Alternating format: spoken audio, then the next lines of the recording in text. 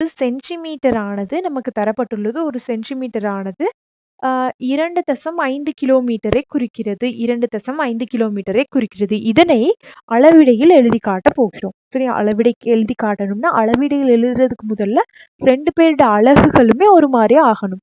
இவரு சென்டிமீட்டர்ல இருந்தாருன்னா, இந்த அலகு கிலோமீட்டர்ல வைத்துக்கொண்டு 1க்கு 2.5ன்னு நம்ம எழுத முடியாது.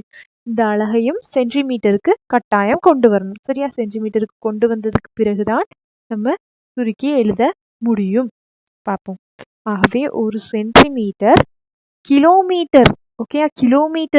மீட்டர்ல இருந்து கிலோமீட்டருக்கு மாற்றணும்னா 1000ஆல வகுத்தோம். இதுவோ கிலோமீட்டர்ல இருந்து மீட்டருக்கு மாற்றணும்னா, கிலோமீட்டர்ல இருந்து ஃபர்ஸ்ட் நம்ம மீட்டருக்கு மாத்தணும். மீட்டருக்கு மாத்தினதுக்கு அப்புறம் தான் சென்டிமீட்டரா மாத்த போறோம். டைரக்டா மாற்ற தேவையில்லை. சரியா? இப்படி பெருக்குனீங்கன்னா ஒரு சென்டிமீட்டரை 2.5 கிலோமீட்டர். ஆகவே 2.5 1000ஆல் பெருக்கும்போது அது மீட்டர்ல வரும். ஆகவே இது 2500 மீட்டர்களை குறிக்கும். அடுத்து என்ன செய்ய போறோம்னா, மீட்டரிலிருந்து சென்டிமீட்டருக்கு வரப்போறோம். மீட்டர்ல இருந்து சென்டிமீட்டருக்கு வர என்ன செய்யணும் அப்படின்னு பார்த்தீங்கன்னா, ஒரு மீட்டர் 100 சென்டிமீட்டர். ஆகவே இதனை 100ஆல் பெருக்க வேண்டும். ஒரு சென்டிமீட்டர் ஆனது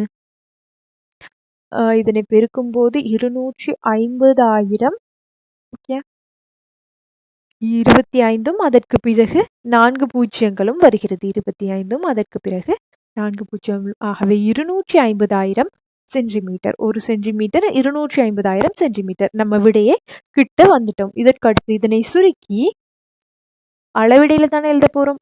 அளவிடையில அலகுகள் எழுதக்கூடாது. சரியா? ஒன்றுக்கு ஆனா 2 அலகுமே சமனா ஆக்குனதுக்கு அப்புறம் தான் அளவிடையில எழுத முடியும். ஒன்றுக்கு 250,000 என உங்களினுடைய விடையை எழுதி காட்ட முடியும். முதல்ல கிலோமீட்டர்ல இருந்து மீட்டருக்கு மாற்றணும்.